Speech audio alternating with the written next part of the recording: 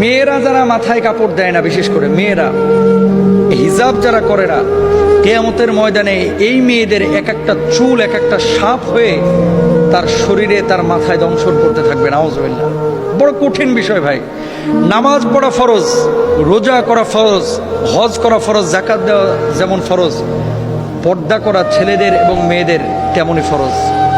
মনে রাখবেন, আল্লাহ তাআলা বলেছেন ওয়ালিয়াদরিবনা বিখুমরিহিন্না আলা জুয়ুবিহিন, মেয়েরা এমন একটা পোশাক মাথা থেকে পা পর্যন্ত ঝুলিয়ে দিবে যাতে করে তার শারীরিক আকার আকৃতি অবয়ব বোঝা না যায়।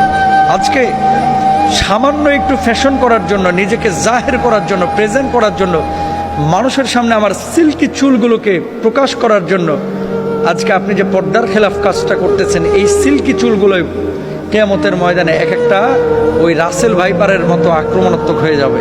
এই চুলগুলো আপনাকে মাথার উপরে দংশন করবে। কেন আমরা বুঝি না? ছেলেরা এবং মেয়েরা দুপক্ষকে পর্দা করতে হবে, চোখটাকে অবনমিত রাখতে হবে। মেয়েদের পর্দা তো পুরো শরীর, আর ছেলেদের পর্দা হচ্ছে নাভি থেকে নিয়ে হাঁটু পর্যন্ত। এই অংশটা যদি এক চুল পরিমাণ কেউ খোলা রাখে, আল্লাহর আদালতে তারা দাঁড়াইতে হবে।